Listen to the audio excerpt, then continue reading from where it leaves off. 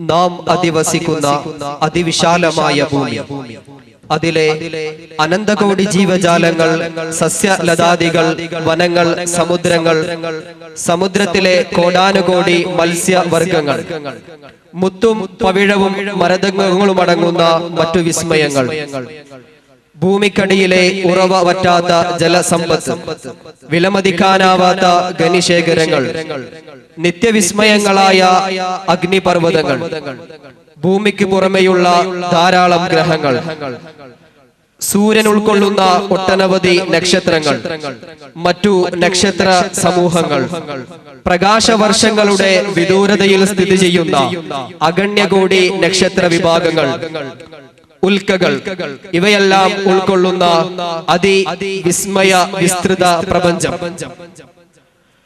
ശാസ്ത്രത്തിന്റെ അതിനൂതന സാങ്കേതിക വിദ്യകൾ ഉപയോഗിച്ച് നാം കണ്ടെത്തിയ ഈ വിസ്തൃത പ്രപഞ്ചത്തിനു സമാനമായി മറ്റു പ്രപഞ്ചങ്ങൾ തന്നെ നിലനിൽക്കുന്നുണ്ടാവാമെന്ന് ഇന്ന് ശാസ്ത്രം പറയുന്നു.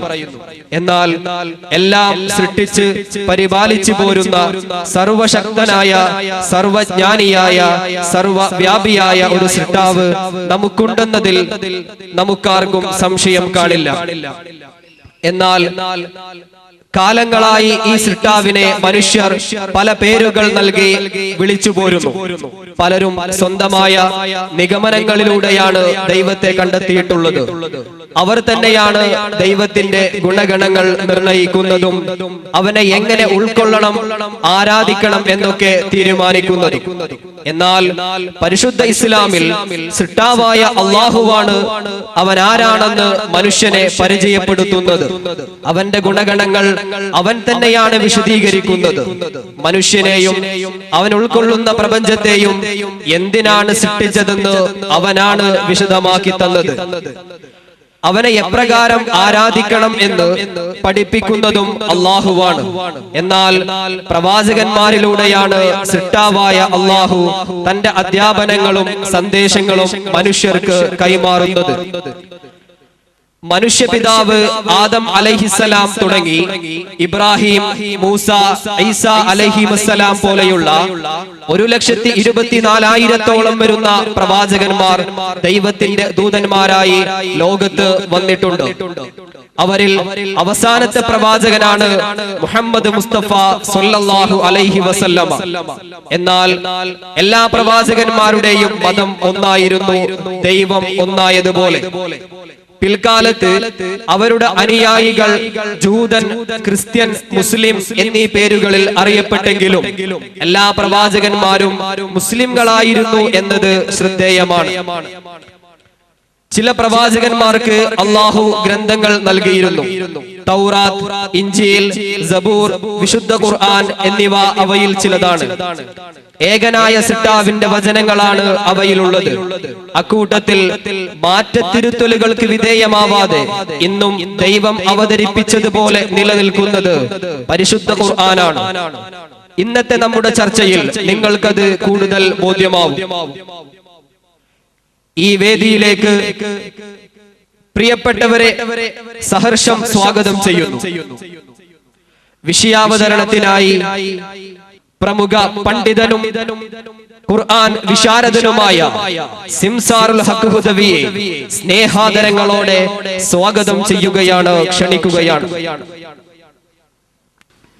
അസ്സലാമു അലൈക്കും വറഹ്മത്തുള്ളാഹി വബറകാതുഹു. أعوذ بالله من الشيطان الرجيم. بسم الله الرحمن الرحيم.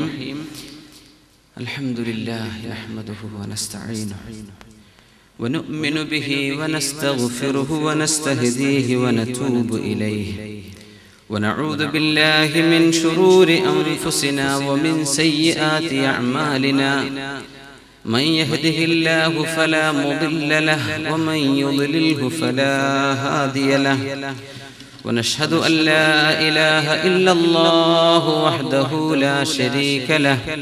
ونشهد أن سيدنا ونبينا وحبيبنا محمد رسول الله صلى وسلم وبارك عليه صلاة وسلاما دائمين متلازمين إلى أبد الآبدين ودهر الداهرين.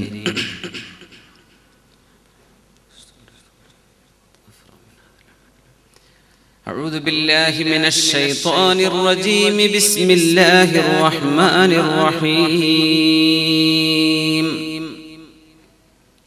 والعصر إن الإنسان لفي خسر إلا الذين آمنوا وعملوا الصالحات وتواصوا بالحق وتواصوا بالصبر صدق الله العلي العظيم. بارك الله لي ولكم في القرآن العظيم ونفعني وإياكم بما فيه من الآيات والذكر الحكيم. تو عرب ہو یا عجم ہو تیرا لا الہ الا اللہ. تو عرب ہو یا عجم ہو تیرا لا الہ الا اللہ. لغت غریب جب تک تیرا دل نہ دے گواہی. خودی میں گم ہے خدائی تلاش کر غافل. یہی ہے تیرے لیے اب صلاح کار کی راہ. نہ تو زمین کے لیے نہ آسمان کے لیے. نہ تو زمین کے لیے نہ آسمان کے لیے. جہاں ہے تیرے لیے تو نہیں جہاں کے لیے. خودی کو کر بلند اتنا کہ ہر تقدیر سے پہلے. خودی کو کر بلند اتنا کہ ہر تقدیر سے پہلے. خدا بندے سے خود پوچھے بتا تیری رضا کیا ہے. اللہم صلی وسلم وبارک علیہ. ഒരു സഹോദരി ഇസ്ലാം സ്വീകരിക്കാൻ താല്പര്യപ്പെട്ടു എന്നറിയാൻ സാധിച്ചു. അൽഹംദുലില്ലാഹ്. ആ സഹോദരിക്ക് വേണ്ടി ഞാൻ ഷഹാദത്തിന്റെ വചനങ്ങൾ ചൊല്ലുകയാണ്. അവരതേറ്റ് ചൊല്ലുക. അഷ്ഹദു അല്ലാ ഇലാഹ ഇല്ലല്ലാഹ് വ അഷ്ഹദു അന്ന മുഹമ്മദൻ റസൂലുള്ളാഹ്. അല്ലാഹുവല്ലാതെ ആരാധനക്കർഹനായ മറ്റൊരാളുമില്ലെന്ന് ഞാൻ മനസ്സുകൊണ്ട് ഉറപ്പിച്ച് നാവുകൊണ്ട് വെളിവാക്കി പറയുന്നു. മുഹമ്മദ് നബി സല്ലല്ലാഹു അലൈഹി വസല്ലം അവിടുത്തെ തിരുദൂതരാണെന്ന് ഞാൻ മനസ്സുകൊണ്ട് ഉറപ്പിച്ച് നാവുകൊണ്ട് വെളിവാക്കി പറയുന്നു. അല്ലാഹു സുബ്ഹാനഹു വ തആല നമുക്കെല്ലാം ഇസ്തിഖാമത്ത് നൽകുമാറാകട്ടെ. ഒരുപാട് കാലങ്ങൾ ചർച്ച ചെയ്യപ്പെടുന്ന ഒരു വിഷയമാണ് സ്രഷ്ടാവിനെ സംബന്ധിച്ചുള്ള ചിന്തകൾ. നമ്മൾ എന്തിനാണ് ഇവിടെ വന്നത്? എന്തിനാണ് ഈ ജീവിതം? എത്രയോ വലിയ വലിയ കർമ്മങ്ങൾ ചെയ്ത് നമ്മൾ ഒന്നും അറിയാതെ ഒന്നും ലഭിക്കാതെ അങ്ങ് മണ്ണായി തീരുകയോ? ആരാണ് സ്രഷ്ടാവ്? ഒരു സ്രഷ്ടാവിന്റെ ആവശ്യകതയുണ്ടോ? ഉണ്ടെങ്കിൽ അതിനെന്താണ് തെളിവ്? എങ്ങനെ നമുക്കത് അറിയുന്നു അല്ലാഹുവാണ് സ്രഷ്ടാവ്? ഇതിനെല്ലാം മറുപടി നൽകാൻ കഴിയുന്ന ഒരേ ഒരു മതം അത് പരിശുദ്ധ ഇസ്ലാം മതമാണ്.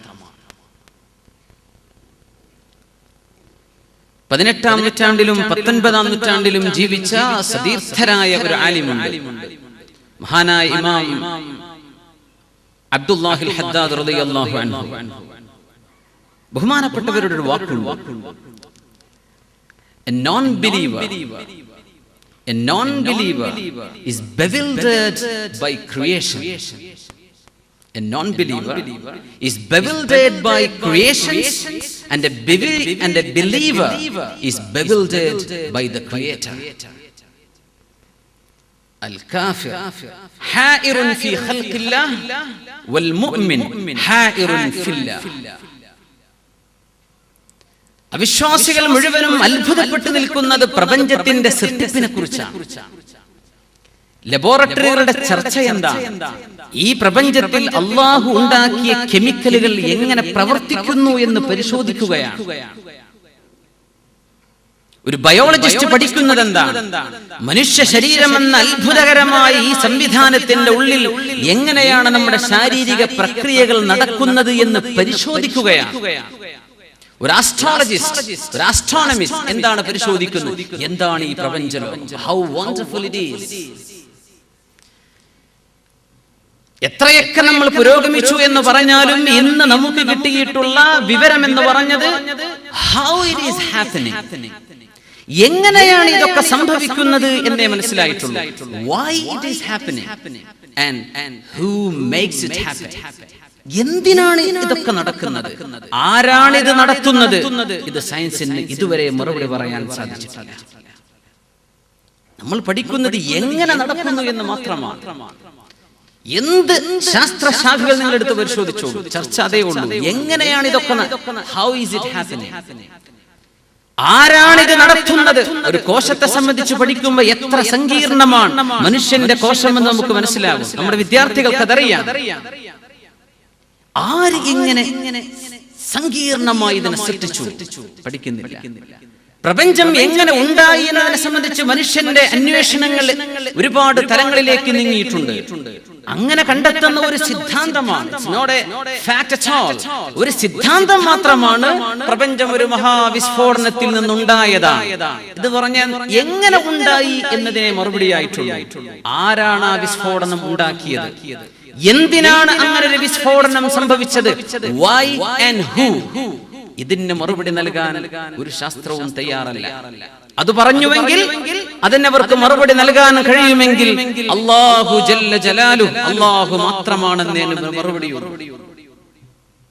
അത് മാത്രം ചർച്ച ചെയ്യുന്നില്ല സ്കൂളുകൾ, യൂണിവേഴ്സിറ്റികൾ. അത് മാത്രം നമ്മെ ചിന്തിപ്പിക്കാൻ അനുവദിക്കുന്നില്ല. ഈ ഒരു സങ്കീർണമായ സാഹചര്യത്തിൽ നിന്നുകൊണ്ടാണ് നമ്മുടെ സ്രഷ്ടാവിനെ നാം മനസ്സിലാക്കാൻ പോകുന്നത്. അല്ലാഹു നമുക്ക് ഹിദായത്തും ഇസ്തിഖാമത്തും നൽകുമാറാകട്ടെ. മനുഷ്യനെ പടച്ചത് അല്ലാഹുവാണ്.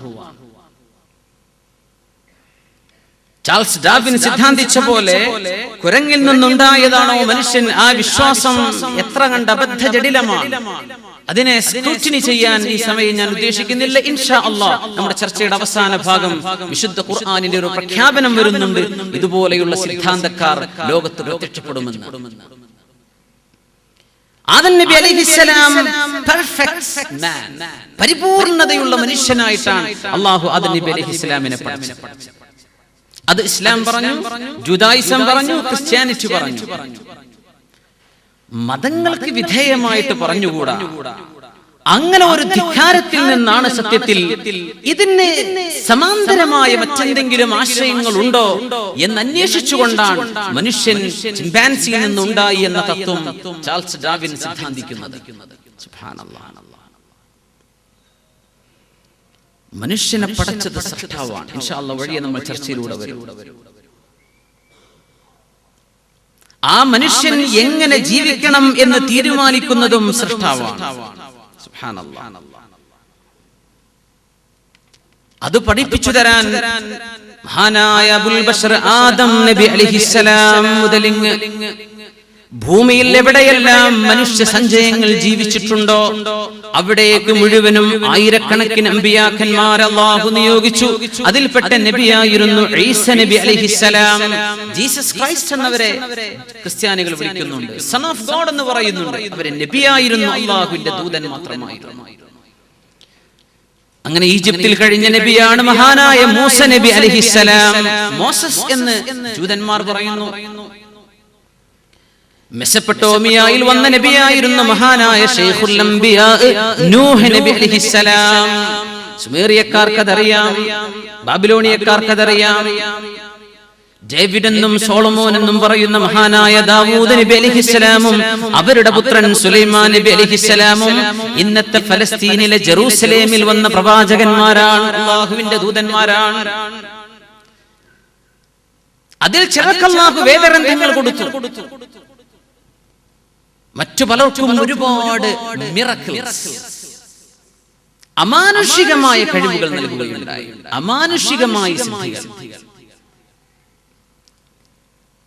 ഞാൻ നബിയാണെന്ന് വന്ന് പറയുമ്പോ പ്രവാചകനാണെന്നതിന്റെ തെളിവെന്താണ്?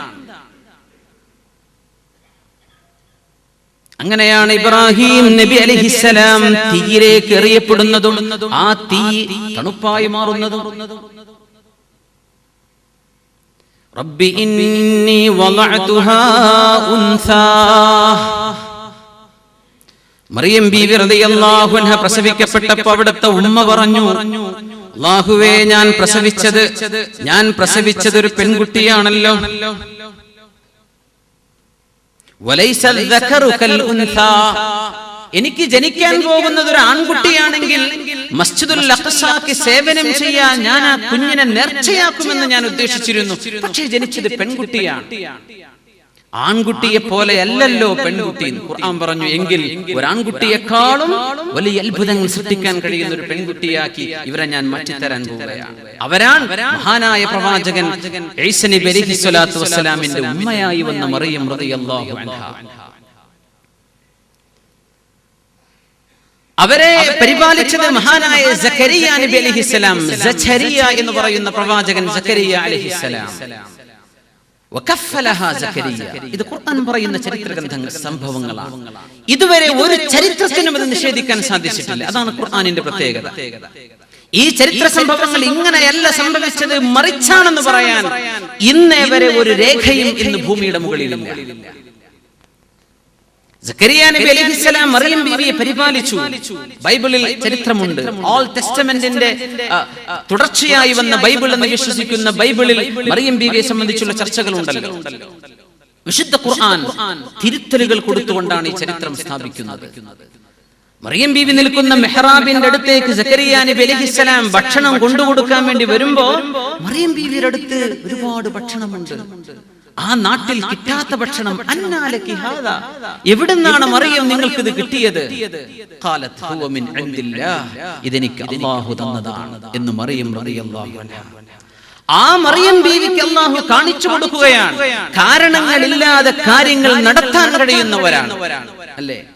ആ ഭക്ഷണം ഒരാൾ കൊണ്ടുകൊടുക്കുന്നതല്ല. മറിയം ബീവിയുടെ കൺമുമ്പിൽ ആ നാട്ടിൽ കായ്ക്കാത്ത, അവിടെ ഒരിക്കലും ഉണ്ടാകാത്ത പഴവർഗ്ഗങ്ങൾ അവരുടെ മുമ്പിൽ കാണപ്പെട്ടു. മറിയം ബീവി ഇത് ഭക്ഷിക്കുകയാണ്. എവിടുന്നാണ് മറിയം നിങ്ങൾക്കിത്? ഖുർആൻ അത് വിശദമായി ചോദിച്ചു. ഇത് അല്ലാഹു തന്നതാണ്. It's A miracle. ഇതൊരു മുഅ്ജിസത്തിന് സമാനമായ സംഭവമാണ്.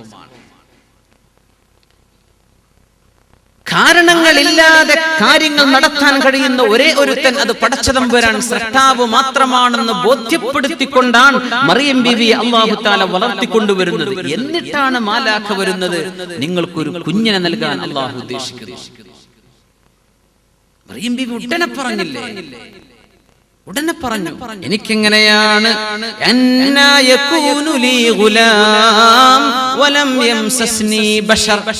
ഒരു മനുഷ്യൻ പോലും എന്നെ തൊടാതെ എനിക്കൊരു കുഞ്ഞു ജനിക്കുകയോ?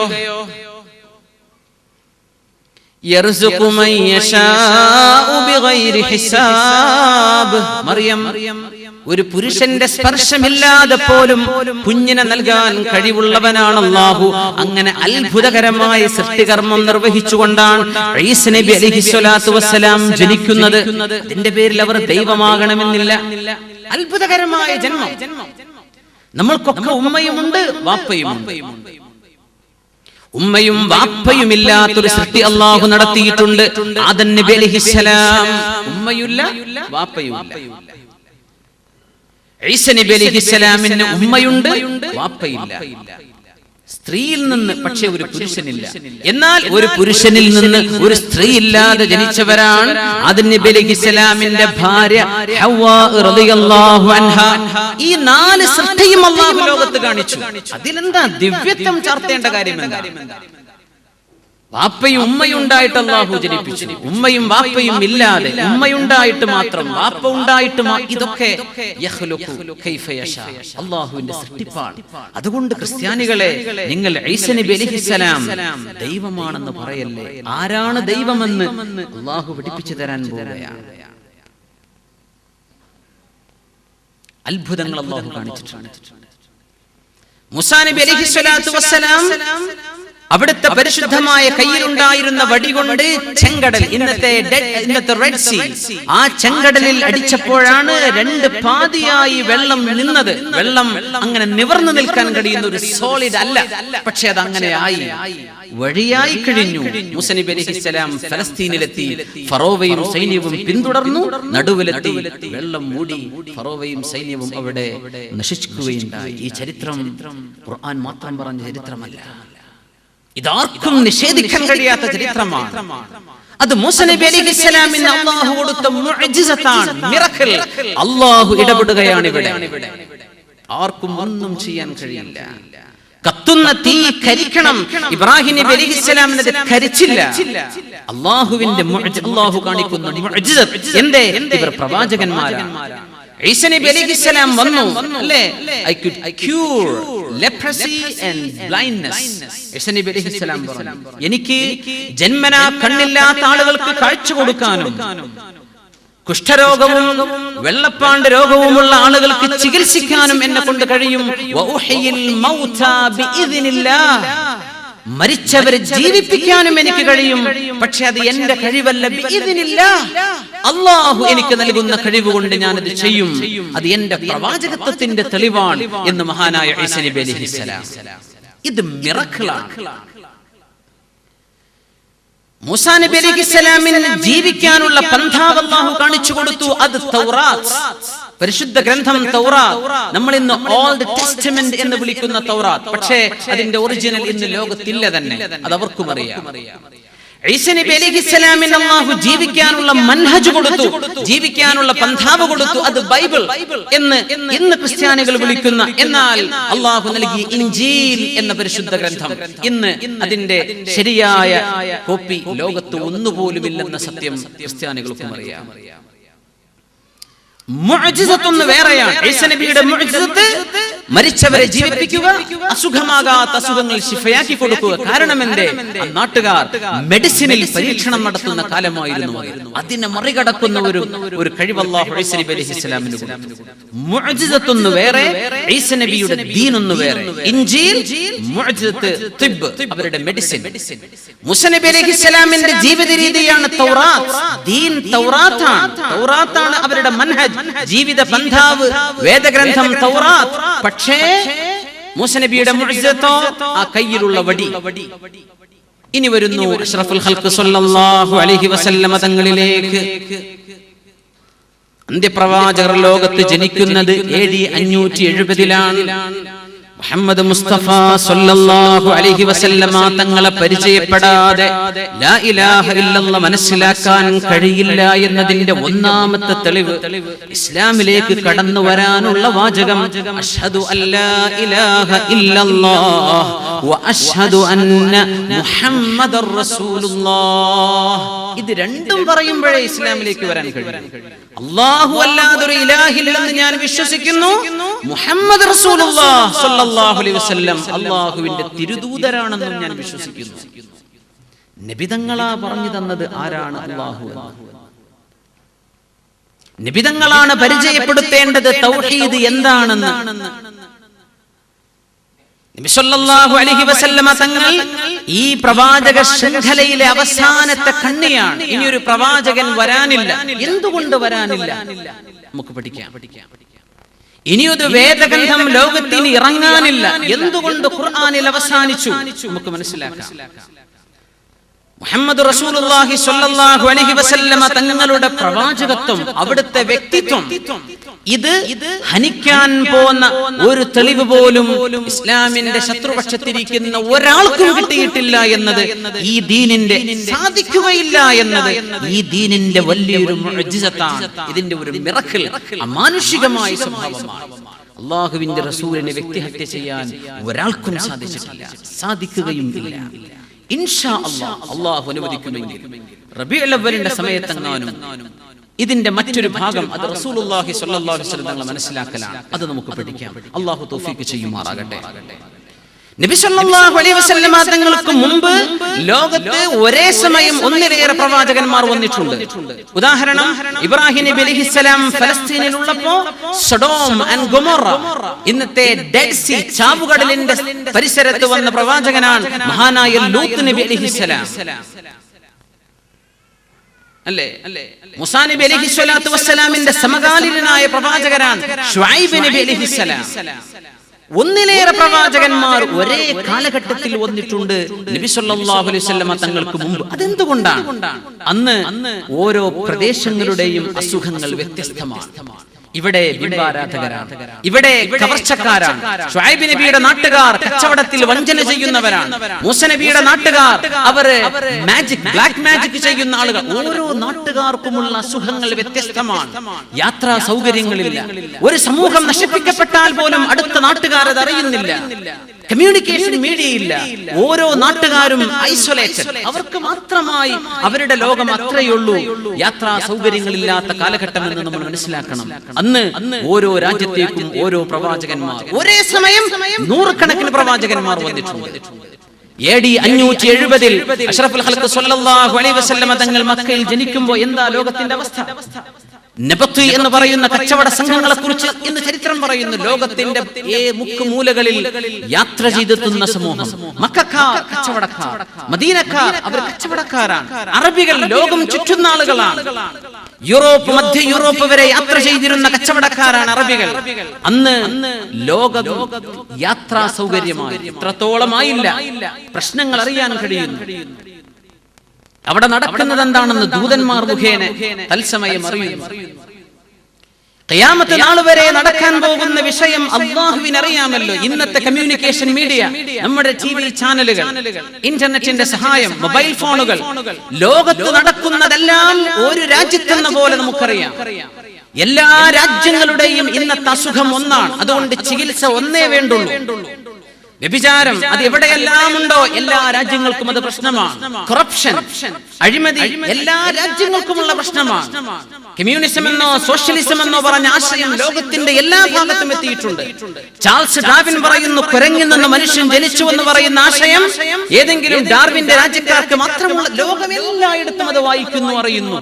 ലോകത്തിന്റെ അസുഖം മൊത്തത്തിൽ ഒരസുഖമാണ് എങ്കിൽ ചികിത്സ ഒന്നു മതി, പരിശുദ്ധ ഖുർആൻ. അഷ്റഫുൽ ഖൽഖ് സ്വല്ലല്ലാഹു അലൈഹി വസല്ലമ തങ്ങളുടെ ഖുർആൻ തുടങ്ങുന്നത് ലോക സംസ്കാരത്തിന് മെച്യൂരിറ്റി വന്ന കാലത്തിന്റെ ശേഷമാണ്. ഒന്നു മതി. കാരണം പ്രശ്നങ്ങൾ എല്ലാം ഒന്നു തന്നെയാണ്. ഏത് രാജ്യത്ത് ഏത് മൂലയിൽ നടന്നാലും അതിന്റെ പരിഹാരം അല്ലാഹുവിന്റെ ഗ്രന്ഥത്തിലുണ്ട്. ഒരു ഗ്രന്ഥം, അസുഖങ്ങൾ പലതാണ്, പക്ഷേ ചികിത്സ ഒന്നു മതി. ഒന്നേ വേണ്ടി വന്നുള്ളൂ. അത് അല്ലാഹുവിന്റെ ഇൽമിൽ അല്ലാഹുവിനെ അറിയാമായിരുന്നു. ഒരു നബി മതി, ഇനി ഒരു വിശുദ്ധ ഗ്രന്ഥം മതി. സുബ്ഹാനല്ലാഹ്. അഷ്റഫുൽ ഖൽഖ് സ്വല്ലല്ലാഹു അലൈഹി വസല്ലമ തങ്ങൾ ജീവിച്ച പ്രബോധന കാലഘട്ടം 23 വർഷമാണ്. 23 വർഷം കൊണ്ട് അല്ലാഹുവിന്റെ റസൂൽ സ്വല്ലല്ലാഹു അലൈഹി വസല്ലമ തങ്ങൾ ഇവിടെ നിർവഹിച്ചു പോയ മാറ്റം എത്രയാണ്! കാട്ടാളന്മാരിൽ നിന്ന് ഏറ്റവും ഉദാത്തമായ സംസ്കാരത്തിലേക്ക്. അഖൂക ഈസാ ദഅ മൈതൻ ഫഖാമ ലഹു. أخوك عيسى دعا ميتا فقام له وأنت أحييت أجيالا من العدم. അങ്ങയുടെ കൂട്ടുകാരനായ പ്രവാചകൻ ഈസാ നബി അലൈഹിസ്സലാം ഒരു മയ്യത്തിനോട് നോക്കിയിട്ട് എണീക്ക് എന്ന് പറഞ്ഞപ്പോൾ എഴുന്നേറ്റതാണ് മുഅ്ജിസത്തെങ്കിൽ, അതാണ് മിറക്കിളെങ്കിൽ, അതാണ് അമാനുഷികമായ സിദ്ധിയെങ്കിൽ, മുഹമ്മദ് നബിയെ അങ്ങ് ലോകത്തിന് കൈമാറിയ സന്ദേശം കൊണ്ട് ഇല്ലായ്മയിൽ നിന്ന് ഉണ്മയിലേക്ക് വന്നത് കോടാനുകോടി ആളുകളല്ലയോ? അങ്ങയുടെ മുഅ്ജിസത്തിന് അത് മാത്രം പോരെ എന്ന് കവി ചോദിക്കുകയാണ്. സുബ്ഹാനല്ലാഹ്, ഇറ്റ്സ് അമേസിംഗ്. അത്ഭുതമാണ്. ആ ജീവിതം പഠിക്കുമ്പോൾ നമുക്കത് മനസ്സിലാവും.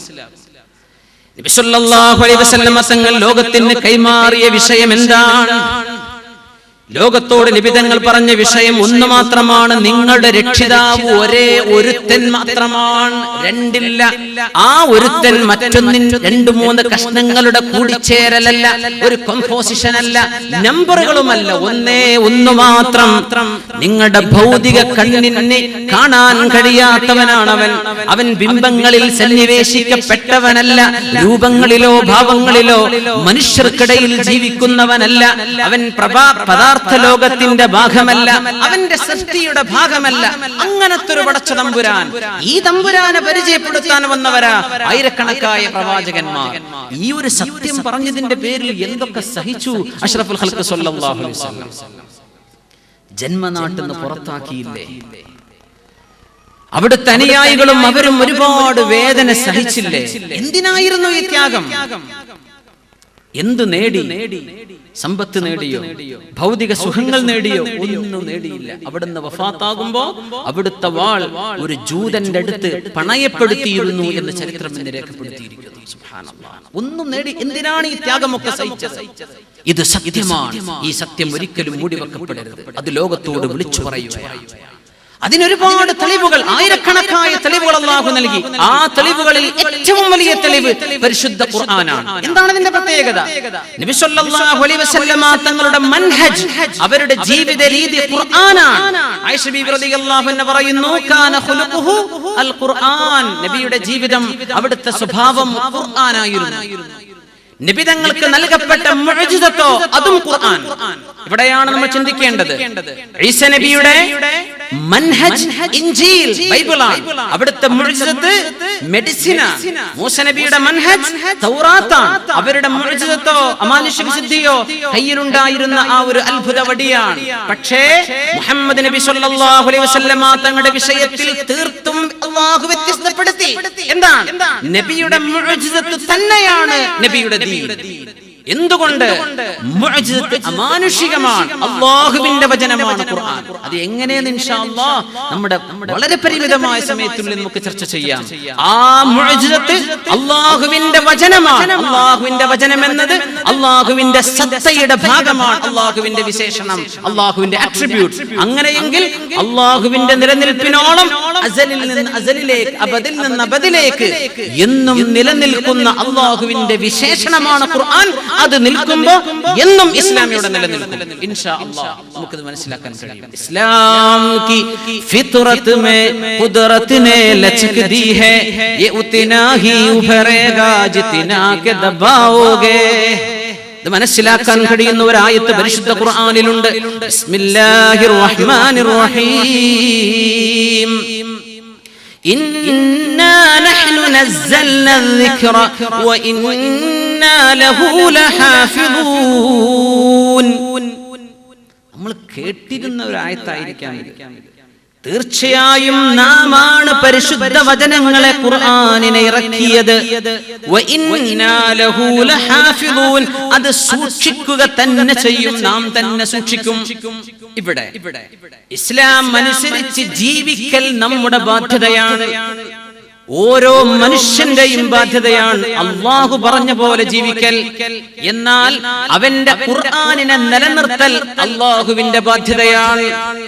മനസ്സിലാക്കണം, ഇസ്ലാം കാലം പിന്നോട്ട് വന്നപ്പോൾ ഇസ്ലാം അനുസരിച്ച് ജീവിക്കുന്ന ആളുകൾ ഇന്ന് കുറവാണ്, അല്ലേ? വളരെ കുറച്ചുള്ളൂ. അല്ലാഹുവിന്റെ റസൂൽ പറയുമായിരുന്നു, വലാ തസാലു ത്വായിഫത്തും മിൻ ഉമ്മതി ളാഹിരീന അലൽ ഹഖ്. ലോകാവസാനം വരെ എന്റെ സത്യം മുറുകെ പിടിച്ച് ജീവിക്കുന്ന ലോക സമൂഹങ്ങളെ നോക്കിയാൽ ചെറിയൊരു സമൂഹം ഉണ്ടാകും. ഇസ്ലാം അനുസരിച്ച് ജീവിക്കുന്നവരെന്ന് എത്രയാ? കുറച്ചേ ഉള്ളൂ. മുസ്ലിമാണ്, പക്ഷേ ഇസ്ലാം എന്താണെന്ന് ആർക്കറിയില്ല. പക്ഷേ അല്ലാഹുവിന്റെ ഖുർആനിന്റെ സംരക്ഷണം ഇന്ന് വർദ്ധിച്ചിരിക്കുകയാണ്. മനസ്സിലാക്കിയിട്ടുണ്ടോ എന്നറിയില്ല.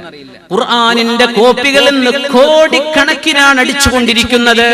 കോടിക്കണക്കിന് അല്ലാഹുവിന്റെ ഗ്രന്ഥമുണ്ടെന്ന്, കോടിക്കണക്കിന് ഖുർആനുകളാണ് ലൈബ്രറികളിൽ വിതരണം ചെയ്യപ്പെട്ടുകൊണ്ടിരിക്കുന്നത്. കോടിക്കണക്കിന് ആളുകളാണ് നെറ്റിലൂടെ ഖുർആൻ കണ്ടുകൊണ്ടിരിക്കുന്നത്. കോടിക്കണക്കിന് ആളുകളാണ് പരിശുദ്ധ ഖുർആനിന്റെ സംരക്ഷണത്തിന് രംഗത്തിറങ്ങിയത്. എന്നാൽ അത് പ്രവർത്തിക്കുന്ന ആളുകളോ കുറച്ചേ ഉള്ളൂ. എന്തേ ഇത് സംഭവിക്കാൻ കാരണം? ഖുർആൻ നിലനിർത്തൽ അല്ലാഹു തീരുമാനിച്ച വിഷയമാണ്. അതിവിടെ നടക്കും. അത് അല്ലാഹു നടത്തുകയാണ് ചില ആളുകളെ കൊണ്ട്. ഖുർആനിന്റെ സ്വർണ്ണ ലിപികളിൽ ഖുർആൻ രേഖപ്പെടുത്തുന്ന ആളുകളുണ്ട്. എന്തേ നിങ്ങൾ ബൈബിൾ ഇങ്ങനെ എഴുതി വെക്കാത്തത്? ബൈബിൾ എന്തേ നിങ്ങൾ സ്വർണ്ണത്തിൽ എഴുതാത്തത്? അല്ലാഹു അയാളെ അതിന് തസ്ഖീർ ചെയ്തു എന്നതിനർത്ഥം. അല്ലാഹു ചെയ്യിപ്പിക്കുകയാണ്. മുസ്ലിം അല്ലാത്ത ആളുകൾ ഇത്ര വലിപ്പമുള്ള ഖുർആൻ, ഇത്ര ചെറിയ ഖുർആൻ, ജർമ്മനിക്കാരൻ പരിശുദ്ധ ഖുർആന്റെ ചെറിയൊരു കോപ്പി, മറ്റൊരാൾ വലിയ ഖുർആൻ ഒരൊറ്റ പേജിൽ, മുസ്ലിമാണ്. എന്തേ ഇവർ ഖുർആൻ എഴുതുന്നത്? ഖുർആനിന്റെ സംരക്ഷണം അല്ലാഹു ഏറ്റെടുത്തതാണ്. നോക്കണം, ഇസ്ലാം അനുസരിച്ച് ജീവിക്കാൻ ആളുകൾ കുറഞ്ഞു വന്നപ്പോഴൊക്കെ ഖുർആനിന്റെ സംരക്ഷണം വർദ്ധിച്ചുകൊണ്ടിരിക്കുകയാണ്. അത് അല്ലാഹു പറഞ്ഞ വാക്കാണ്. ഇന്നാ നഹ്നു നസ്സൽന ദിക്റ വ ഇന്നാ ലഹു ലഹാഫിളൂൻ. നമ്മുടെ വീട്ടിൽ നിന്ന് ഖുർആൻ ഉണ്ടല്ലേ, വാഹനത്തിൽ ഖുർആൻ ഉണ്ട്, ചില പെണ്ണുങ്ങളുടെ നെക്ലേസ് ഖുർആൻ. അതിന്റെ മസാല പിന്നെ പറയാം. ഖുർആൻ എല്ലായിടത്തും ഉണ്ട്. ചോദിക്കൂ, അല്ല നിങ്ങൾ ഈ ഖുർആന്റെ മനോഹരമായ കോപ്പി വാങ്ങിച്ചു, നിങ്ങൾ ഖുർആൻ അനുസരിച്ച് ജീവിക്കുന്ന ആളാണോ? അല്ല, പിന്നെ എന്തിനാ നിങ്ങൾ ഈ ഖുർആൻ? അറിയില്ല. എന്തേ? അല്ലാഹു പറഞ്ഞു, ഇത് ഞാൻ സംരക്ഷിക്കും, ഇത് ജീവിച്ച് കാണിക്കൽ നിങ്ങളെ ഞാൻ പരീക്ഷിക്കുന്ന പരീക്ഷണം, അത് നിങ്ങൾ ചെയ്തേക്കണം. മുൻകാല സമൂഹത്തിന് അല്ലാഹു ഏൽപ്പിച്ചത് നിങ്ങൾ അല്ലാഹുവിന്റെ വചനങ്ങൾ അനുസരിക്കണം, അല്ലാഹുവിന്റെ ഗ്രന്ഥം സൂക്ഷിക്കുകയും വേണം. അതവർ സൂക്ഷിച്ചില്ല. ഓൾഡ് ടെസ്റ്റമെന്റ് നശിപ്പിച്ചു. ബൈബിളിന്റെ വ്യക്തമായ ഈസാ നബി അലൈഹിസ്സലാമിന്റെ ദർശനങ്ങൾ മാറ്റത്തിരുത്തലുകൾക്ക് വിധേയമാക്കി. ഖുർആൻ അങ്ങനെയല്ല. ഖുർആൻ ഇവിടെ ജീവിക്കും. മുസ്ലിം ജീവിച്ചില്ലെങ്കിൽ പോലും ഖുർആൻ ജീവിക്കും ഖിയാമത്ത് നാൾ വരെ. ഖുർആനിന്റെ കോപ്പികൾ ഇനി വർദ്ധിച്ചുകൊണ്ടേയിരിക്കാൻ പോകും. ഇതെന്താണ്? അല്ലാഹു ചെയ്ത പണിയാണ്. മുഅ്മിനേ, നമ്മൾ ചിന്തിച്ചിട്ടുണ്ടോ എന്നറിയില്ല. ഇന്നാ നഹ്നു നസ്സൽന ദിക്റ വ ഇന്നാ ലഹു ലഹാഫിളൂൻ. അത്ഭുതമാണ്.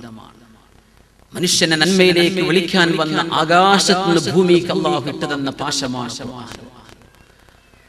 ആ സത്യം വിളിച്ചു പറയുന്നത് ഒന്നാണ്. എന്താണ് അല്ലാഹുവിന്റെ ഖുർആനിന് മനുഷ്യരോട് പറയാനുള്ളത്? വൽ അസ്ർ, കാലത്തെ തന്നെയാണ് സത്യം, കാലത്തെ തന്നെയാണ് സത്യം. ഇന്നൽ ഇൻസാന ലഫീ ഖുസ്ർ, മനുഷ്യൻ തീരാ നഷ്ടത്തിൽ തന്നെയാണ് ഖുർആൻ പറയുന്നു. സൂറത്തുൽ അസ്ർ. മനുഷ്യൻ നഷ്ടത്തിലാണ്, എല്ലാവരും നഷ്ടത്തിലാണ്. ആരൊഴികെ? ഇല്ലല്ലദീന ആമനു, അല്ലാഹുവിൽ വിശ്വാസമുണ്ടാവുകയും വഅമിലുസ് സ്വാലിഹാത്തി, സൽകർമ്മങ്ങൾ അനുഷ്ഠിക്കുകയും വതവാസൗ ബിൽ ഹഖ്, അന്യോന്യം സത്യം പറഞ്ഞു കൊടുക്കുകയും വതവാസൗ ബിസ് സബ്ർ, അന്യോന്യം ക്ഷമിക്കണം എന്ന് പറയുകയും ചെയ്യുന്നവരൊഴികെ ബാക്കി മുഴുവൻ മനുഷ്യരും നഷ്ടത്തിലാണ്, അവർ കഷ്ടത്തിലാണ് എന്ന് പരിശുദ്ധ ഖുർആൻ. എന്തിനാണ് അല്ലാഹു നമ്മെ പടച്ചത്? എന്തിനാണ് അല്ലാഹു നമ്മെ ഇങ്ങോട്ട് പറഞ്ഞു വെച്ചതെന്ന് അറിയുമോ? ഈ 4 വിഷയങ്ങൾക്ക് വേണ്ടിയാണ്. ഒന്ന്, അല്ലാഹുവെ അറിയണം, സൃഷ്ടാവിനെ അറിയണം. നമ്മൾ എല്ലാറ്റിനും കാരണം ചോദിക്കുന്ന ആളുകളാണ്. ഒരു കുറ്റം നടന്നാൽ, ഒരു ക്രൈം നടന്നാൽ അതിനെ ചുറ്റിപ്പിണഞ്ഞു കിടക്കുന്ന കാരണങ്ങൾ അന്വേഷിക്കലാണ് നിയമപാലകന്റെ ജോലി. എന്തിനും കാരണം വേണം. ഇവിടെ ഒരു പ്രകാശം ഉണ്ടെങ്കിൽ അതിനൊരു കാരണമുണ്ട്, ഇവിടെ പ്രകാശം ഇല്ലെങ്കിൽ അതിനൊരു കാരണമുണ്ട്. നിങ്ങൾ ഇവിടെ വന്നിരുന്നതിനൊരു കാരണമുണ്ട് അല്ലേ? നിങ്ങൾ ഇവിടെ എഴുന്നേറ്റ് പോകുന്നതിന് കാരണമുണ്ട്. നിങ്ങൾ കൈ തലയിലേട്ടൊന്ന് അനക്കുന്നതിന് കാരണമുണ്ട്. ഒരു ചൊറിച്ചിലാകാം, ഒരു ഇറിറ്റേഷൻ ആകാം അല്ലേ? എല്ലാറ്റിനും കാരണം. എന്നിട്ടെന്തേ? ബിസ്മില്ലാഹിർ റഹ്മാനിർ റഹീം. ഇഖ്റഅ ബിസ്മി റബ്ബിക്കല്ലദീ ഖലഖ് ഖലഖൽ ഇൻസാന മിൻ അലഖ് اقرأ وربك الأكرم الذي علم بالقلم علم الإنسان ما لم يعلم. സദസ്സിനോട് ചോദിക്കുന്നു, കയ്യിൽ പേപ്പറും പെന്നുമുള്ള ആളുകൾ ഒന്ന് കൈപൊക്കിയാൽ. അൽഹംദുലില്ലാഹ്, നമ്മൾ വെറുതെ എന്റർടൈൻ ചെയ്യാൻ വന്ന ആളുകളല്ല. മുസ്ലിമിന്റെ സംസ്കാരമാണ് അവൻ കയ്യിൽ പേനയും പേപ്പറും കരുതണം. അവൻ പഠിക്കുന്നവനാണ്, അവൻ രേഖപ്പെടുത്തുന്നവനാണ്. എന്തേ? ഹിറാ ഗുഹയിൽ ആദ്യമായി അല്ലാഹുവിന്റെ വചനം മുഹമ്മദ് നബി സല്ലല്ലാഹു അലൈഹി വസല്ലമ തങ്ങൾക്ക് അവതരിക്കുമ്പോൾ ആദ്യമായി അവതരിച്ചെന്താ? ഇഖ്റ, വായിക്കണം പ്രവാചകരെ. ബിസ്മി റബ്ബിക്കല്ലദീ ഖലഖ്, നിങ്ങളെ സൃഷ്ടിച്ച അല്ലാഹുവിന്റെ നാമത്തിൽ വായിക്കണം. എന്താണ്? എത്ര പവർഫുൾ ആണ് ആ വാക്കുകൾ. ഇഖ്റ, വായിക്കണം. ബിസ്മി റബ്ബിക്കല്ലദീ ഖലഖ്, അങ്ങയെ സൃഷ്ടിച്ച നാഥന്റെ നാമത്തിൽ വായിക്കുക. ഖലഖൽ ഇൻസാന മിൻ അലഖ്. മനുഷ്യനെ ഒരു ബീജത്തിൽ നിന്ന് പടച്ചവനാണ് അല്ലാഹ്. ഇഖ്റ, വായിക്കണം. വറബ്ബുകൽ അക്രം, അങ്ങയുടെ രക്ഷിതാവ് ദയാലുവാണ്. അല്ലദീ അല്ലമ ബിൽ ഖലം, പേന കൊണ്ട് എഴുതാൻ പഠിപ്പിച്ചവനാണ് അല്ലാഹു. അല്ലമൽ ഇൻസാന മാ ലം യഅലം, മനുഷ്യൻ അറിയാത്തത് അറിയിച്ചു കൊടുത്തവനാണ് അല്ലാഹു. അതുകൊണ്ട് ആ രക്ഷിതാവിന്റെ നാമത്തിൽ വായിക്കുക. പേനയും വായനയും പറഞ്ഞു തുടങ്ങുന്നു പരിശുദ്ധ ഖുർആൻ. സുബ്ഹാനല്ലാഹ്. റസൂലുള്ളാഹി സ്വല്ലല്ലാഹു അലൈഹി വസല്ലമ തങ്ങളോട് അല്ലാഹുവിന്റെ ഈ ആജ്ഞ തുടങ്ങുന്നത്, സൃഷ്ടിപ്പ് നടത്തിയവനല്ലയോ അല്ലാഹു, സൃഷ്ടിച്ചതാരാണ്? അല്ലാഹുവാണ് സൃഷ്ടിപ്പ് നടത്തിയത്. ആ രക്ഷിതാവിനെ അറിയണം. അതുകൊണ്ട് അല്ലാഹു പറഞ്ഞു, മനുഷ്യൻ ഇങ്ങോട്ട് വന്നത് എന്തിനാണ്? അഫഹസിബ്തും അന്നമാ ഖലഖനാകും അബഥാ. ഖുർആൻ ചോദിക്കുന്നു, നിങ്ങളെ ഇങ്ങോട്ട് പറഞ്ഞു വിട്ടത് ക്രിക്കറ്റും ഫുട്ബോളും കാണാനാണോ? അല്ലാഹു ചോദിക്കുകയാണ്. അഫഹസിബ്തും, നിങ്ങൾ വിചാരിക്കുന്നുണ്ടോ അന്നമാ ഖലഖനാകും അബഥാ, റൺസും വിക്കറ്റും വേണ്ടി ഇരിക്കാനാ അല്ലാഹു നിങ്ങൾ ഇങ്ങോട്ട് പറഞ്ഞയച്ചത്? ഫുട്ബോൾ കാണാൻ, അത് യൂറോ കപ്പ്, എന്തെല്ലാം കാര്യങ്ങളാ മനുഷ്യനെ അശ്രദ്ധനാക്കിക്കൊണ്ടിരിക്കുന്ന വിഷയം. ഇതിനാണോ നിങ്ങളെ പടച്ചത്? വഅന്നകും ഇലൈനാ ലാ തുർജഊൻ, എന്നിലേക്ക് നിങ്ങൾ മടങ്ങി വരികയില്ലെന്നും നിങ്ങൾക്ക് തോന്നുന്നുണ്ടോ? നോക്കണം. എന്തിനാണ് അല്ലാഹു നമുക്ക് ദീൻ തന്നത്? എന്തിനാണ് ഈ വിശ്വാസം തന്നത്? എന്താണ് അല്ലാഹു നമ്മോട് ഉദ്ദേശിക്കുന്നത്? ബിസ്മില്ലാഹിർ റഹ്മാനിർ റഹീം. വല്ലാഹു യദ്ഉ ഇലാ ദാരിസ്സലാം, അല്ലാഹു നിങ്ങളെ സ്വർഗ്ഗത്തിലേക്ക് വിളിക്കുകയാണ്. സ്വർഗ്ഗത്തിലേക്ക് വിളിക്കാൻ. മരിക്കാൻ ആഗ്രഹമുള്ള ആളുകളൊന്ന് കൈപൊക്കിയാട്ടെ. എനിക്കിപ്പോ നാളെ മരിച്ചാൽ തിരക്കേടില്ല എന്ന് തോന്നുന്നവർ, നല്ല ധൈര്യമുള്ളവർക്ക് ഇത് ചെയ്യാൻ പറ്റുള്ളൂ. എന്റെ കാര്യം ഉറപ്പാണെന്ന് ഉറപ്പുള്ളവർക്ക് ഇത് പറ്റുള്ളൂ. കഴിഞ്ഞിട്ട് എന്താണെന്ന് അറിയാത്ത ഒരു കുട്ടിയെ സംബന്ധിച്ച് ചോദ്യമല്ല. കുട്ടിക്കറിയില്ല എന്താ ഖബർ, കുട്ടിക്കറിയില്ല എന്താണ് ഹിസാബ്. നമുക്ക് പെട്ടെന്ന് മരിക്കാനൊന്നും ആഗ്രഹമില്ല, അല്ലേ? സമ്പത്ത് ഇത്ര ഒരു എമൗണ്ട് കിട്ടിയാൽ ഞാൻ ഈ ജോലിയും പണിയൊക്കെ നിർത്തിയിട്ട് പിന്നെ അല്ലാഹുവിന് വേണ്ടി ത്യാഗം ചെയ്യുമെന്ന് തോന്നുന്ന ആളുകളൊക്കെ ഒന്ന് ഒരു സംഖ്യ പറഞ്ഞുതരാൻ പറ്റുന്നവര്? അതുമില്ല. എത്ര കിട്ടിയാലും എനിക്ക് തീരൂല. എത്ര വയസ്സായി കഴിഞ്ഞാൽ പിന്നെ എനിക്ക് മരിക്കാം, ആരോഗ്യമുണ്ട് ശരീരത്തിന്, എന്നാ പിന്നെ ഒരു ഇത്ര വയസ്സ് കഴിഞ്ഞാൽ പിന്നെ എനിക്ക് ഇവിടുന്ന് പോകാം. ഇതാർക്കും തോന്നുന്നില്ല. എന്തുകൊണ്ട് തോന്നുന്നില്ല? നമ്മൾ ആഗ്രഹിക്കുന്നത് സ്വർഗമാണ്. ആ ആഗ്രഹം സ്വർഗത്തിലേ നടക്കൂ. അവിടെ മരണമില്ല. ഇഷ്ടപ്പെടുന്നത് എന്തും മുമ്പിലേക്ക് വരുന്ന ലോകം, അത് സ്വർഗമാണ്. അവിടെ ഒരു ടെൻഷനും ഇല്ലല്ലോ. വല്ലാഹു യദ്ഉ ഇലാ ദാരിസ്സലാം, സ്വർഗ്ഗത്തിന്റെ പേരാണ് ദാറുസ്സലാം. അല്ലാഹു നിങ്ങളെ സ്വർഗ്ഗത്തിലേക്ക് വിളിക്കുകയാണ്. എന്താ ഇസ്ലാം? എന്തിനാണ് ഈ ജീവിതം? സ്വർഗ്ഗത്തിലേക്ക് വരും മക്കളെ നമ്മളെ വിളിക്കുന്ന പോലെ നിങ്ങൾ ഇങ്ങോട്ട് വരും, ഞാൻ സ്വർഗ്ഗം. പക്ഷെ ചെറിയൊരു ടെസ്റ്റ് ഉണ്ട്. ഒരു വലിയ പ്രൈസ് കൊടുക്കുമ്പോൾ അതിന് നല്ല ഘനമുള്ള ടെസ്റ്റ് വേണം. ഇന്നത്തെ ഏറ്റവും വലിയ പ്രതിഭാസം വലിയ വലിയ സമ്മാനങ്ങളും ചെറിയ അധ്വാനവും. ഇതാണ് ഇന്നത്തെ ലോകം. നമ്മുടെ നാട്ടിലൊക്കെ നടക്കുന്ന ചില കളികളൊക്കെ കാണുമ്പോൾ അല്ലേ എല്ലാവർക്കും മനസ്സിലായി. ചെറിയ അധ്വാനം, അരമണിക്കൂർ കൊണ്ട് 50 ലക്ഷം, ഇതൊക്കെയാണ് ഇന്നത്തെ പ്രതിഭാസം. അല്ലാഹു അതല്ല. നല്ല കനപ്പെട്ട ലോകമാണ് സ്വർഗം, അല്ലേ? അതിന് നിങ്ങൾക്ക് പരീക്ഷണം. എന്താ പരീക്ഷണം? ഒന്നുമില്ല. നിങ്ങൾക്ക് ബുദ്ധി തന്നു, നല്ലതും ചീത്തയും മനസ്സിലാക്കാനുള്ള കഴിവ് തന്നു. നല്ലതേതാണെന്ന് പറയുന്ന അള്ളാഹുവിന്റെ വചനം, അത് മനുഷ്യരാരും ഇസ്ലാം അനുസരിച്ച് ജീവിച്ചില്ലെങ്കിലും ഖുർആൻ ഇവിടെ ബാക്കിയുണ്ട് ആളുകൾക്ക് നോക്കി മനസ്സിലാക്കാൻ. അത് നിങ്ങളുടെ മുമ്പിലുണ്ട്. മുഹമ്മദ് നബി സല്ലല്ലാഹു അലൈഹി വസല്ലം ജീവിച്ച ജീവിതം, അത് പരിശുദ്ധ ഖുർആനിന്റെ കർമ്മപഥമാണ്. അത് നിങ്ങളുടെ മുമ്പിലുണ്ട്. സത്യം എന്താണെന്ന് അറിയാം. അള്ളാഹുവിന് ഇഷ്ടമില്ലാത്തതാണ്. ഇത് സ്വീകരിച്ചോളൂ, നിങ്ങൾക്ക് സുഖമാണ്. അതല്ല, ഇതന്നെ എന്റെ അവസാനത്തെ ചാൻസ്, ഞാൻ ഇവിടെ അടിച്ച് പൊളിച്ച് ജീവിക്കട്ടെ എന്ന് ചിന്തിച്ചാൽ ഒരു കാര്യം മനസ്സിലാക്കണം. ലോകത്ത് മരണത്തിന് ശേഷം ഒരു ജീവിതം ഇല്ല എന്ന് വിശ്വസിച്ചിരുന്ന ഒരേ ഒരു സമൂഹമേ ലോകത്ത് കഴിഞ്ഞു പോയിട്ടുള്ളൂ. അത് ചൈനക്കാരാണോ? അല്ല, അവർക്ക് വിശ്വാസമുണ്ട്. ഇൻഡസ് വാലി സിവിലൈസേഷൻ ആണോ? നമ്മുടെ ഇന്ത്യൻ സംസ്കാരത്തിൽ കഴിഞ്ഞുപോയ സിന്ധു നദീതട സംസ്കാരക്കാർ, അവർക്ക് വിശ്വാസം ഉണ്ടായിരുന്നോ മരണത്തിന് ശേഷം ജീവിതമുണ്ട്? ഉണ്ട്, അവർ വിശ്വസിച്ചിട്ടുണ്ട്. ബാബിലോണിയക്കാർക്ക് വിശ്വാസമുണ്ട്, മരണത്തിന് ശേഷം ജീവിതമുണ്ട്. മെസപ്പൊട്ടോമിയക്കാരൻ, ഈജിപ്ഷ്യൻ സിവിലൈസേഷൻ, എല്ലാ ചരിത്രങ്ങളും പഠിച്ചു പഠിച്ചോളൂ, എല്ലാ ചരിത്രം എടുത്തു വെച്ച് പഠിക്കൂ. എല്ലാവർക്കും വിശ്വാസമുണ്ട് മരണശേഷം ഒരു ജീവിതമുണ്ട് എന്ന്. അത് ഇല്ലാതിരുന്ന ഒരു സമൂഹം മാത്രമേ കഴിഞ്ഞിട്ടുള്ളൂ, അവർ മക്കക്കാരാണ്. ഇൻ ഹിയ ഇല്ലാ ഹയാതുനദ് ദുനിയാ, ഇത് ഈ ഒരു ജീവിതം മാത്രമേ ഉള്ളൂ. വമാ നഹ്നു ബിമബ്ഊസീൻ, നമുക്കിനി ഒരു പുനർജന്മമില്ലേ. ഇത് പറഞ്ഞ ഒരു സമൂഹത്തിലേക്കാണ് അന്ത്യപ്രവാചകരായ അഷ്റഫുൽ ഖൽഖ് സ്വല്ലല്ലാഹു അലൈഹി വസല്ലം തങ്ങൾ അല്ലാഹു പറഞ്ഞേക്കുന്നത്. അത് വിശ്വസിക്കാത്തവർ മക്കക്കാരെ മാത്രമേ ഉണ്ടായിട്ടുള്ളൂ. ഇത് ചരിത്രമാണ്. അങ്ങനെയാണ് ആസിബ് ഇബ്നു വാഇൽ എന്ന മനുഷ്യൻ അല്ലാഹുവിന്റെ റസൂൽ ഇരിക്കുന്ന സദസ്സിലേക്ക് വന്ന് നുരുമ്പിയ ഒരു എല്ലിന്റെ കഷ്ണം തന്റെ കയ്യിലെടുത്തിട്ട് മരിച്ചുപോയ, കുത്തേറ്റ് മരിച്ചുപോയ ഏതോ ഒരു മനുഷ്യന്റെ ഒരു അസ്ഥിപഞ്ജരമായി പോയ ഒരു അസ്ഥി കഷ്ണം എടുത്ത് കൈകൊണ്ട് ഇങ്ങനെ പൊടിച്ചിട്ട് അല്ലാഹുവിന്റെ റസൂലിനോട് വന്ന് ചോദിച്ചുവല്ലോ, മുഹമ്മദ് നബിയെ, മൻ യുഹ്യിൽ ഇളാമ വഹിയ റമീം, ഈ പൊടിപൊടിയായി പോയി എല്ലിനെ ജീവിപ്പിക്കുമെന്നാണോ നിങ്ങൾ ഞങ്ങളെ പഠിപ്പിക്കുന്നത്? എനിക്കതിൽ വിശ്വാസമല്ല. ഇത് പറഞ്ഞവർ മക്കക്കാരാണ്. എന്താ മറുപടി? പറഞ്ഞു കൊടുക്കൂ നബിയേ, യുഹ്യീഹല്ലദീ അൻശഅഹാ അവ്വല മറ, അങ്ങനെ ഒരു എല്ല് പോലും ഇല്ലാത്ത സമയം മനുഷ്യന് കഴിഞ്ഞു പോയിട്ടുണ്ടല്ലോ. സ്വന്തം ഡേറ്റ് ഓഫ് ബർത്തിന്റെ 10 മാസം മുമ്പ് നമ്മൾ എല്ല് പോലുമല്ല. ഡേറ്റ് ഓഫ് ബർത്തിന്റെ 10 മാസം മുമ്പ് നമ്മൾ ഒന്നുമല്ല. ഹൽ അതാ അലൽ ഇൻസാനി ഹീനും മിനദ് ദഹരി ലം യകുൻ ശൈഅൻ മദ്കൂറാ, മനുഷ്യ നിന്റെ ജീവിതത്തിൽ ഒരു സമയം കഴിഞ്ഞു പോയിട്ടില്ലേ? You are not a thing to be mentioned, പറയാൻ പറ്റുന്ന ഒരു സാധനം പോലും ആയിരുന്നില്ല നീ. അൽഹംദുലില്ലാഹ്, ഈ സമൂഹത്തിൽ ഉണർത്തുന്ന ആളുകളുണ്ട് എന്നതാണ് ഈ സമൂഹത്തിന്റെ പ്രത്യേകത.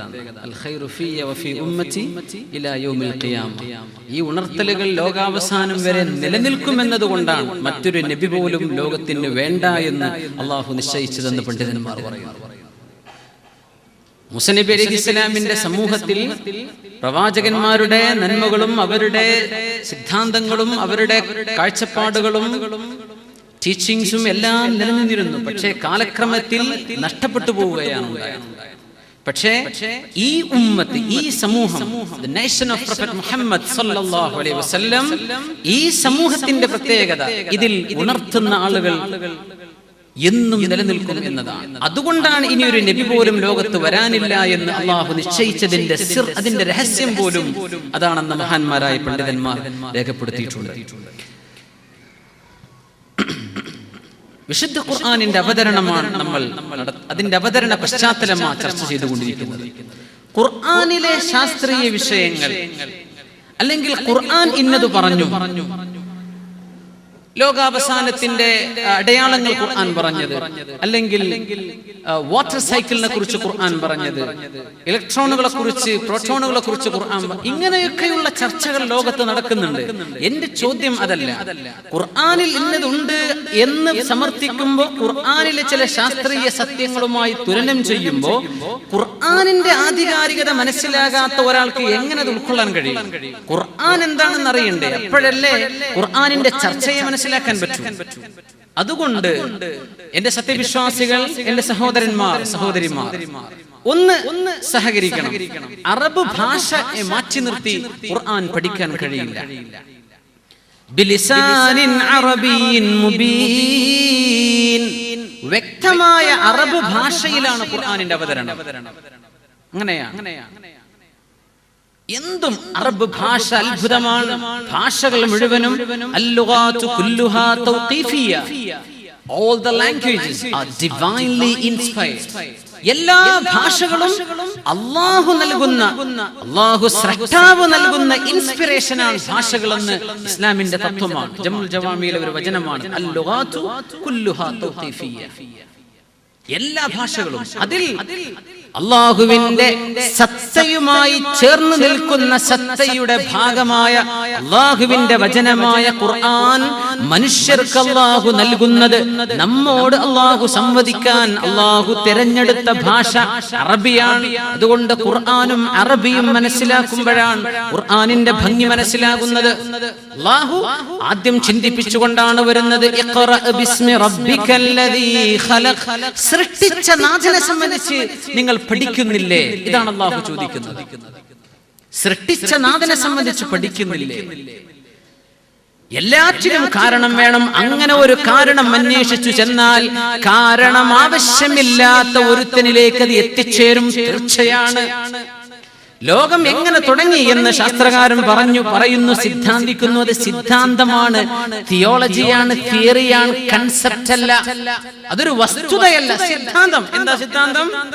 നമ്മൾ ഉൾക്കൊള്ളുന്ന ഈ പ്രപഞ്ചവും ഭൂമിയും എല്ലാം കൂടിച്ചേർന്ന ഒന്നായിരുന്നു ഒരു കോസ്മിക് എഗ്, ഒരു ഗോളപിണ്ഡമായിരുന്നു. അതിന് ഒരു പ്രത്യേക സാഹചര്യത്തിൽ, അങ്ങനെ സയൻസിൽ പറയാൻ കഴിയൂ, പ്രത്യേക സാഹചര്യത്തിൽ അവിടെ ഒരു പൊട്ടിത്തെറിയുണ്ടായി, എക്സ്പ്ലോഷൻ ഉണ്ടായി. ആ പൊട്ടിത്തെറിയുടെ ഭാഗമാണ് ഭൂമിയും സൂര്യനും ചന്ദ്രനും പ്രോക്സിമ സെഞ്ചുറിയും ഗാലക്സികളും കാണുന്ന ബില്യൺ കണക്കിന് നക്ഷത്രങ്ങളെല്ലാം ഒരൊറ്റ ഗോളത്തിന്റെ ഭാഗമാണ്. ഇതാ പ്രപഞ്ചത്തിന്റെ തുടക്കം. മുസ്ലിമിന് ഇവിടെ ചോദ്യമുണ്ട്, ആ ഒറ്റ ഗോളം പടച്ചതാരാണ്? അവിടെയാണ് ചോദ്യം. അല്ലദീ ഖലഖ. ആ ഒറ്റ ഗോളം പടച്ചതാരെന്ന് പറഞ്ഞു തരൂ. ഇത് പറഞ്ഞു തരാനാണ് പ്രവാചകന്മാർ ലോകത്ത് വന്നത്. ഇത് പഠിപ്പിക്കാൻ അമ്പിയാക്കന്മാർ. ഞാൻ എന്തിനിവിടെ വന്നു? ഇതിനുത്തരം തരാനാണ് പ്രവാചകന്മാർ ലോകത്ത് വന്നിട്ടുള്ളത്.